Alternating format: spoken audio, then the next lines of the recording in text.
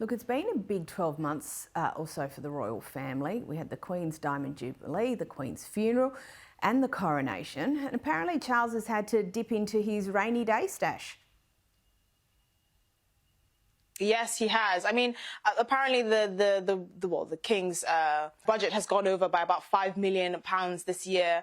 Or over the last year, and it's understandable given the increased number of engagements they've had to do, as well as the Queen's funeral, the Queen's Platinum Jubilee, the King's coronation. There have been far more public engagements from the royal family in the last 18 months, so obviously costs have reflected that. But the King has made a point of also trying to scale back the royal family.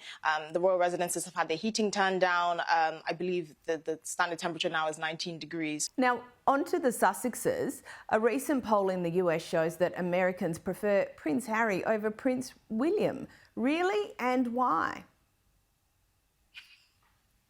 I'm not sure I would say that poll is representative of many Americans. I would say actually the feeling of most Americans towards the royal family in general is one of apathy or mild appreciation.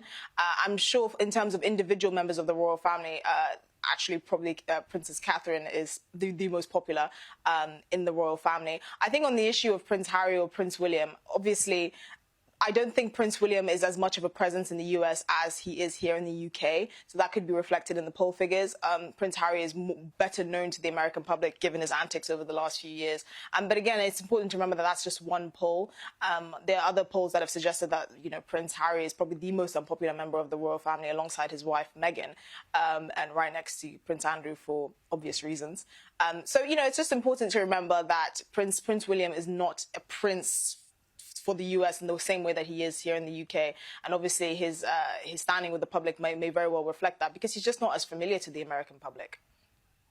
Now, so despite Harry being popular or familiar in the US, apparently Meghan has been advised that she'll have to leave Harry to save her career. How do you square that circle, Esther? Who's the millstone here?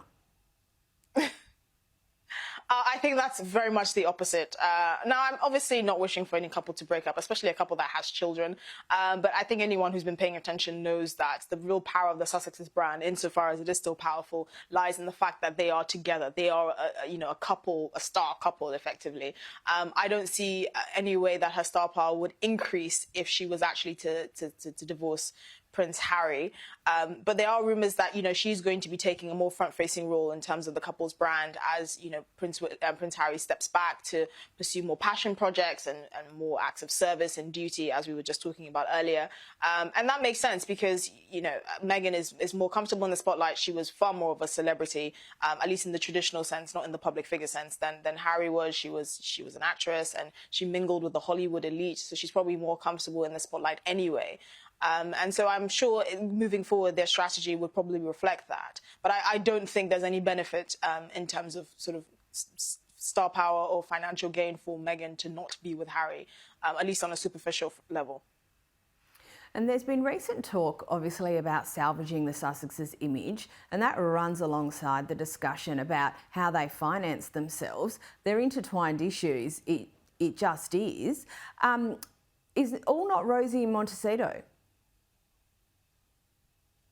Well, I don't think anyone should worry about the Sussexes being able to finance themselves. I mean, that's kind of what happens when you sign these massive multi-million-dollar deals with powerhouses like Netflix and what was once Spotify. I'm sure that they have a way to fund their lifestyles for three lifetimes to come. And we also have to remember that Prince Harry, outside of these Hollywood deals, is individually wealthy. His mother left him allegedly a sum of money to the tune of £36 million, which is nothing to scoff at. And that's not including, the money that he probably was previously receiving from his father's estate. So we have to remember that Prince Harry as an individual is quite a high net worth individual. And, Meghan was a moderately successful actress as well on a very famous, popular show. So I don't think, in terms of finances, they have to worry very much. Now, I do understand that they signed these deals, and as Harry said, to actually fund their security for a while to come, because they've lost, obviously, their royal protection, naturally, because they no longer live here and they're no longer active working members of the royal family. And so they have to find a way to fund themselves.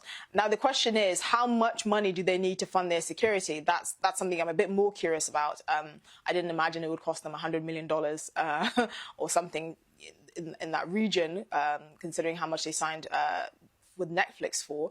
But the reality is they're far from a poor couple, and I think they will be fine for very many years.